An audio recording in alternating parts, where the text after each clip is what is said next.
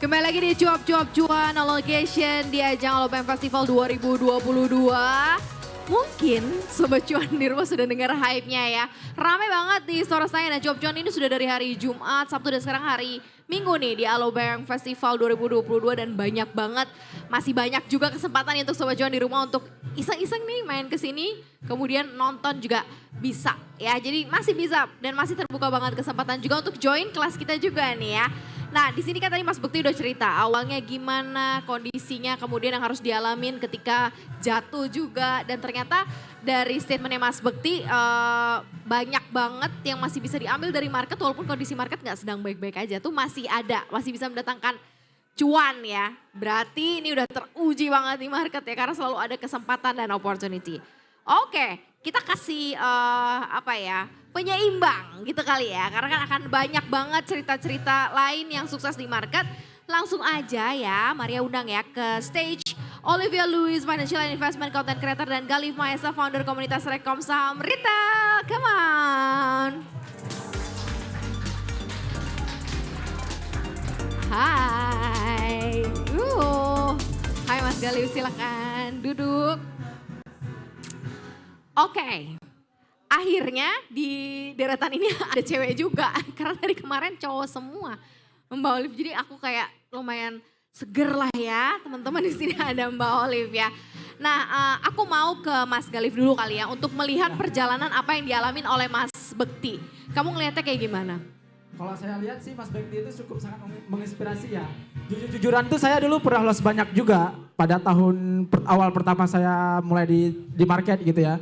Dan saya tuh kalau Mas Bekti tahu saya udah DM Mas Bekti itu. Karena loss itu saya bilang sama Mas, ntar kalau saya sukses di sini saya Mas adalah orang pertama yang akan saya temui gitu. Tapi nyatanya takdir tuh ngasih ketemunya di sini. Jadi tuh kayak alhamdulillah gitu kan. Oh sebelumnya udah pernah ketemu Mas Bekti? Belum pernah, belum. cuman sekarang saya kan dari daerah, aslinya saya tuh kan dari Aceh gitu. Oh wow. Jadi saya cuman menonton kayak dari YouTube, setiap ada vlog-vlog tentang Mas Bekti gitu. Di situ saya ilmunya saya pelajari. Sehingga pada saat kemarin itu saya lost. Dan saya bilang sama Mas Bekti di DM Mas Bekti, walaupun setahun setelahnya baru Mas Bekti baca gitu. Sibuk Mas Bekti soalnya ya. Jadi kayak wah alhamdulillah terakhir bisa ketemu di sini. Makanya kalau saya bilang sih Mas Bekti ini orang yang cukup sangat benar-benar menginspirasi gitu. Dari ceritanya, dari ilmunya, dari semua apa yang pernah Mas Bekti lakuin gitu. Oke, nah ini kita bicara mengenai Rekom Saham Retail ya. Ini sebuah komunitas yang seperti apa sih? Kalau Rekom Saham Retail ini kami kayak namanya sih, ya kami kayak kumpulan para retail gitu. Orang-orang yang juga masih baru belajar. Di situ kami mengupas banyak hal tentang market. Baik yang dari awal, dari yang masih sangat pemula. Atau bahkan orang yang sebelumnya dia sudah mulai ada di market, bergabung di tempat kami ya untuk sharing-sharing mengenai bagaimana isu-isu di market dan melihat insight-insight tentang saham, apa sih yang potensi untuk kedepannya, apa sih yang layak untuk dipertahankan dan apa yang layak untuk dihindari lebih dulu gitu. Jadi semacam kayak edukasi ya buat pemula gitu ya. Oke, jadi ada gambaran juga caranya untuk bisa punya bekal transaksi trading atau apa gitu ya.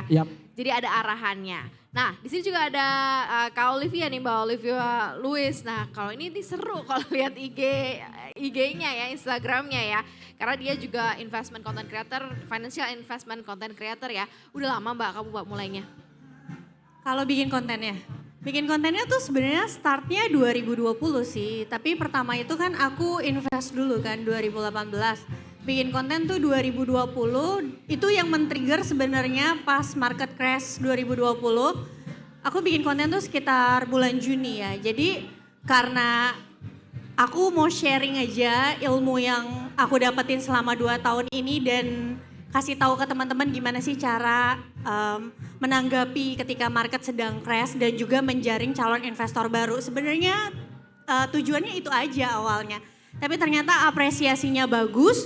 Terus juga followersnya juga tambah bertambah. Jadi ya udah jadi pekerjaan aja. Tapi ketika dari 2020 itu memang sudah invest saham? Sudah dari 2018. 2018 berarti udah 2 tahun jalan. Kemudian mencoba share up and down-nya gitu ya di 2020 dan bergerak sampai dengan sekarang. Betul. Ya. Nah ini kan berarti udah banyak warna gitu. Nah kalau misalnya Mas Bekti kan sendiri menamai dia memang seorang scalper gitu ya. Scalping saham dan ngambil untung atau cuan gak usah lama-lama untung langsung gitu ya. Nah kalau Olive sendiri gimana? Kalau aku pendekatannya lebih ke investing, walaupun sometimes aku ngelakuin swing trading juga, tapi itu jarang kalau pas lagi ada waktu aja. Tapi 70% dana yang aku kelola itu aku taruh untuk investasi. Karena memang tujuan awal 2018 aku investasi adalah untuk dana pendidikan anak-anak gitu. Jadi memang lebih ke jangka panjang gitu. Oh oke, jadi memang startnya adalah untuk investing, jadi nggak kepikiran juga jadi nggak lihat market ya, nggak kayak Mas kalau Mas Bekti kan Lihat harus market, tapi tidak setiap saat. tidak sesering Mas Bekti yang waduh menit ini gitu cabut gitu ya Mas ya. Nah apa yang Mbak Olive rasakan perbedaan market di 2018, 2020, sekarang 2022, kemudian yang bisa mungkin diambil opportunity bagi Sobat Cuan yang belum mulai nih karena mungkin masih ragu-ragu. Dari 3 hari kita di sini banyak banget yang sebenarnya masih sangat ragu untuk terjun ke saham. Oke, jadi mungkin perbedaannya kalau 2018-2019 ada perbedaan ada persamaan. Kalau persamaannya itu setiap tahun ya teman-teman kita tuh pasti nemuin yang namanya berita buruk. Jadi berita buruk itu kayak penjahat di Fast and Furious setiap season ada terus. 2018-2019 kita tahu perang dagang ya kan. Jadi market kita juga sideways gitu.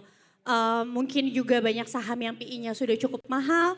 2020 kita market crash. Walaupun sebenarnya 2018 itu sudah banyak analis yang berkata ada kemungkinan ekonomi kita akan crash lagi karena 10 tahunan ya. Tapi nggak diduga-duga market crash itu munculnya 2020 karena pandemi.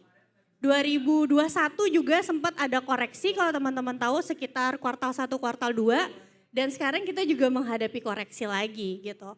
Cuma ya perbedaannya adalah musuhnya itu yang datangnya ganti-ganti. Gimana sih kita nyikapinnya? Yang pasti kalau misalnya kita investor ya, yang namanya market koreksi itu sesuatu yang gak bisa dihindarin. Pasti ada terus. Kalau kita terlalu mikirin takut kalau mau beli harga sekarang, besok market masih bisa koreksi atau enggak, akhirnya kita nggak jadi beli-beli. 2020 teman-teman ini banyak banget kejadian ya, yang nungguin IHSG ke 3.500, BRI ke 1.500, tapi kenyataannya harga sahamnya nggak pernah sampai ke situ gitu. Jadi menurutku kalau misalnya ada market koreksi itu better kita daripada kita market timing ya, mending kita beli bertahap, itu sih. Oh oke, menggunakan mekanisme mungkin dollar cost averaging gitu betul. ya, seperti nabung juga gitu ya. Justru menurutku ya ini tuh sekarang kesempatan untuk orang-orang yang belum invest, kalau misalnya ketemu perusahaan bagus yang lagi murah, belum pernah invest sama sekali bisa nyisihin uangnya gitu untuk start. Karena banyak orang yang kayak 2020 udah berlalu nih, di 2021 mereka kayak ngerasa pengen banget bisa market kayak 2020 lagi bisa beli saham murah. Tapi ketika sahamnya udah murah, belum tentu sekarang mereka lagi berani murah beli. lagi. Sekarang lagi murah, mau nunggu ke 4.000, gils ya. Padahal dulu 2020 itu ketika lagi tekanan banget itu malah orang pada cabut-cabutan ya. Bukannya malah masuk, karena setelah itu langsung naiknya juga nggak kira-kira. Nah kalau Olive sendiri memang stick to the investing, artinya adalah nggak diapa-apain nih uangnya, nggak diambil juga profit takingnya karena memang plannya adalah mungkin 5 tahun, 10 tahun, ataukah memang ada nih agak dipisahin akun yang memang untuk oke lah cari duit jajan buat beli kopi gitu mungkin atau buat jajanin anak-anak gitu, gimana? Oke, jadi investasi itu kan juga banyak ya teman-teman alirannya. Ada yang hold forever kayak Warren Buffett gitu. Ada yang memang value investingnya yang mereka beli ketika valuasinya rendah banget dan menjual ketika valuasinya sudah wajar gitu. Kalau aku bukan tipikal yang hold forever. Jadi biasanya aku jual ketika sudah berada di nilai wajarnya atau sudah sedikit mahal berada di nilai wajarnya. Cuma memang aku ada siapin satu porto yang dari tahun 2021 aku coba untuk jadiin contoh untuk teman-teman retail gimana sih nabung saham BBCA setiap bulannya gitu. Baik itu mau ditanya sahamnya apa disebut BBCA. Jadi baik itu market lagi naik, lagi turun, aku tetap melakukan pembelian si BBCA itu gitu. Itu sudah aku bahas di IG story dan kita lihat ini kan marketnya lagi turun. Yang tadinya si BCA-nya itu sudah floating profit di atas 15% dari hasil nabung, sekarang turun lagi jadi 7%. But we'll see akhir tahun akan jadi keberapa. Nanti teman-teman bisa lihat di situ. Berarti emang di satu porto untuk istilahnya saham yang cap-nya besar ya, kapitalisasinya besar gitu, yang cukup kuat gitu ya. Kalau trading tadi ya, swing trading sekali-kali iya, gitu ya. sesekali. Berarti ada yang diambil, ada yang ditahan gitu ya, ada yang memang untuk masa depan gitu ya. Betul. Walaupun bukan hold forever tapi ini lagi mau dicek aja nanti kayak gimana bisa jadi story juga gitu. Nah, kalau dari komunitas sendiri gitu ya, khususnya dari Mas Galif sendiri deh. Waktu awal mula terjun masuknya ke saham apa? Nah, Kalau ini kan tadi Mas Bekti banyak dapat untung di saham grup Bakri ya kan? Kalau Galif? Kalau saya itu pertama kali saya beli saham, karena kan saya pengguna pertama BNI ya.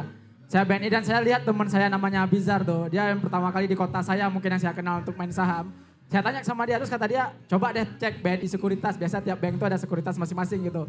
Pertama kali saya pakai pakai sekuritas itu dan saya belinya pertama kali BNI. Alasan saya beli itu sederhana ya karena saya pakai gitu. Sehingga ujung-ujungnya saya makin kesini belajar tuh, ya iya saham yang bagus itu adalah saham yang sering kita pakai barang-barangnya, jasa-jasanya gitu. Oke, jadi yang memang langsung kalau pakai bukan cuma nabung di situ tapi beli juga sahamnya Iya, gitu ya. Jadi Ini- investornya. Ya. Jadi investornya. Ini berlaku juga gak sih untuk scalper, artinya untuk metode scalping gitu. Kan kalau untuk pemula ya cek aja jalan keluar, lihat ATM yang banyak apa gitu. Coba masuk ke supermarket, lihat di situ produknya apa aja gitu. Mungkin di situ bisa menjadi acuan juga untuk milih sahamnya. Nah, kalau untuk para scalping atau mengambil teknik scalper ini gimana? Berarti kan besok harus saham. Apakah udah bisa terdeteksi belum sih, Mas? Justru malah kebalikannya. Karena kalau orang yang mau investasi saham, itu kan dia melihat dari sisi fundamental. Sahamnya pun juga harus saham yang stabil karena dia memang untuk beli, dia melihat sebuah prospek ke depannya, laporan keuangannya dan lain-lain. Tetapi kalau konsep dari trading scalper ini, kita itu kan tujuannya cari keuntungan dari selisih harga, cuan bungkus. Jadi ketika volatil harga bergerak, kita beli, naik, jual, turun, beli, jual. Jadi memang kita kayak nyopet, bener istilahnya. Jadi kayak kita tuh mengambil keuntungan dari market, tetapi berdasarkan selisih harga. Malah justru di sini carinya harus yang saham volatil. Cuman kalau untuk pemula tidak direkomendasikan. Karena ini memakan jam terbang. Ibaratnya seorang yang belum bisa naik motor tiba-tiba suruh balapan, ya enggak bisa.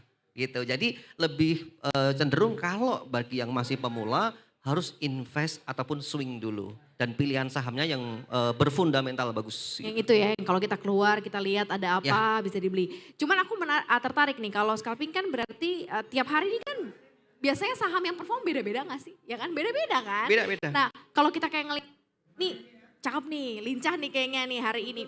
Besok kan belum tentu gitu ya. Bener. Analisa apa atau identifikasi apa yang dilakukan gitu. Sehingga kan karena kan ini mainannya mungkin second by second ya, bukan lagi minute by minute gitu. Yeah. Untuk masuk kemudian cabut keluar itu sesuatu hal yang harus cepat diputuskan gitu. Jadi sebenarnya kita itu kalau scalping itu lebih ke melihat sebuah prediksi pasar aja. Mengamati bid dan offernya, mengamati news global, kemudian harga-harga komoditas dan lain sebagainya. Dari situ kita bisa menerka-nerka karena tujuan kita itu hit and run. Sama halnya nih misalnya kita di sini, kita memprediksi di area Jakarta Utara kok kayaknya mendung nih, kayaknya mau hujan. Tapi belum tentu hujan juga gitu. Jadi kita kayak menerka-nerka. Kemungkinan kalau mendung dan ada guntur di sana itu berpotensi hujan. Sama dengan kondisi market, scalping ini memang metodenya sangat susah sekali dijelaskan. Ibaratnya nih, saya minta Anda untuk jelaskan bagaimana cara berenang. Waduh, kalau secara teori ya cuman ya gitu, memang paling enak praktik gitu ya. Jadi memang ini terbentuk dari jam terbang dan lebih ke cocok enggak kira-kira kalau saya itu jadi scalper. Karena di sini benar-benar psikologis trading, benar-benar mental dan rasa deg-degannya itu tinggi sekali. Harus siap dulu, udah minimal udah saya bilang 2 tahun 3 tahun di market baru siap untuk in out gitu. Tuh, jantungnya harus kuat ya. Karena kalau enggak nanti begitu masuk, dapat barangnya turun, udah langsung dak-dikduk gitu. Karena memang teknik yang dipilih Mas Bekti ini butuh belajar, mungkin harus belajar juga sama Mas Bekti ya. Nah, kalau Olive nih, apa yang paling bisa di-note mungkin dari pengalaman investasi dari 2018 ke 2022 nih, yang mungkin bisa jadi pengalaman paling berharga? Kalau tadi kan Mas Bekti 2008 masuk, 2009 untung gede, lifestyle, gaya hidup, balik lagi duitnya kembali ke nol gitu kan. Kalau Olive? Oke, pengalaman yang paling banget harus di note itu adalah money management. Ini kayaknya semua orang udah ngomongin ya. Semua, benar. Investasi itu pakai uang dingin, oke, bukan pakai uang panas atau kita sebutnya misalnya idle money gitu. Karena ini berpengaruh sekali. Tahun 2020 itu teman-teman, even ada tetanggaku yang dia harus pakai uang dana pendidikan anaknya karena waktu itu ekonomi kita shutdown, harus lockdown, bisnisnya nggak bisa buka. Coba bayangin, kalau kita nggak punya dana darurat, bisa separah itu akhirnya kita harus menjual saham kita di harga yang kita nggak mau. Misalnya kita tadinya punya saham BBRI yang bagus-bagus, tiba-tiba kita harus jual karena kita perlu dana darurat gitu ya. Nggak lama, akhir tahun ternyata harga sahamnya kembali dan sekarang bahkan harganya sudah lebih tinggi dibanding 2020. Itu ya, jadi money management itu penting. Aku pribadi di RDN itu mau market lagi bullish, lagi beres, aku selalu siapin dana. Jadi nggak pernah dihabisin. Nah bersyukur untuk teman-teman yang setiap bulan misalnya bisa nyisihin 10-20%, kalian bisa tabung terus di RDN kan. Tapi bukan berarti setiap bulan kalian harus langsung beli sahamnya. Kadang orang gatel ya. Saya kan juga ada grup, kayak, hari ini mau beli saham apa ya? Hari ini mau beli saham apa ya? Memang kesempatan itu selalu datang, tapi nggak semua kesempatan kita harus tangkep. Gitu. Jadi pertama kita harus tahu dulu di market kita mau ngapain. Balik lagi mau scalping kah, mau investing kah, mau swing kah. Itu dulu supaya kalian gak galau. Sekarang tuh influencer banyak banget.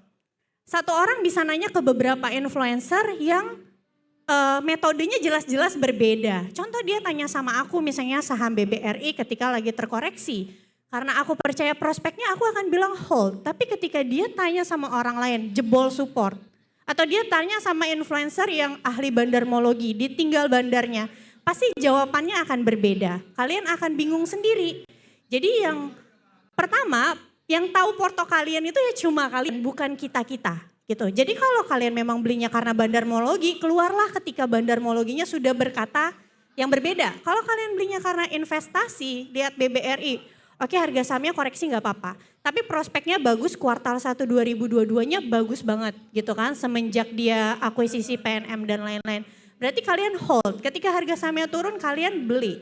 Kalau kalian masuknya pakai technical, swing trading, ketika jebol support atau kena SL kalian ya kalian keluar. Itu dulu yang kalian harus tahu.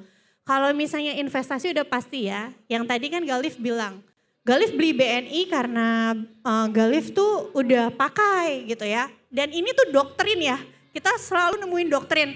Beli dulu perusahaan yang kalian pakai. Tapi hati-hati, cek dulu valuasinya. Jangan sampai kalian beli Unilever 2017 ketika pernya di 50 kali. Akhirnya harga sahamnya sekarang turun 50%. Salahkah perusahaannya? Perusahaannya enggak salah, tapi bisa jadi kita yang salah masuknya gitu. Jadi menurutku selain kita menggarisbawahi, kita beli perusahaan yang kita tahu, kita juga harus lihat prospeknya dan lihat valuasinya. Paling tidak kita nggak bisa ngarepin ya beli BCA misalnya di bawah PBV 1 gitu. Kita tahu mode-nya BCA seperti apa gitu. Kalau sampai turun ke bawah PBV 1, satu Indonesia mungkin udah borong. Betul. Gitu kan.